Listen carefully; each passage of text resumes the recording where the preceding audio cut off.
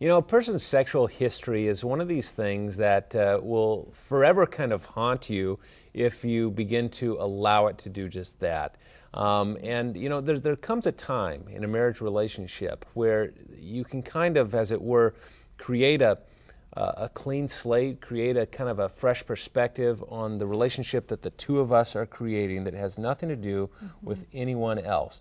And that might involve some prayer, it might involve a lot of talking, it might involve a lot of journaling, but you know, you can get to that place where this is no longer contaminating our relationship. Yeah, but I think there's nothing wrong with being candid, not all the time, but every once in a while, and certainly not whenever it's a romantic moment, but maybe just at a time when you're having a conversation, was saying, you know, sometimes I don't want this to happen, but I feel insecure.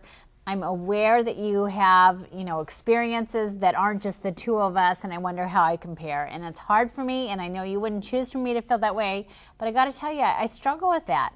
And invite that reassurance to come back your way. You're not inviting the comparison, though, no, right? You're inviting the reassurance because, you know what?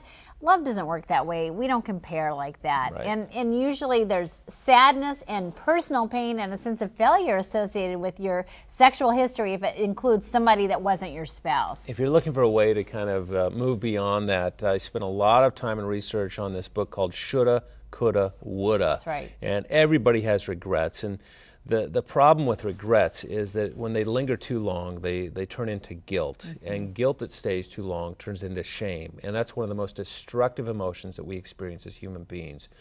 You got to live, you know, life is designed to be lived in the here and now, the present, not the there and then.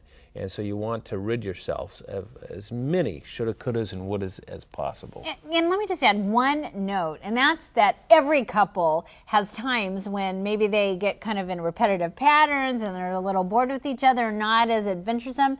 It wouldn't matter what your history was, you guys might get there, and that's when you can kind of say, okay, not evidence out of insecurity, but out of adventure and fun and playful, sensual kind of, you know, dynamics.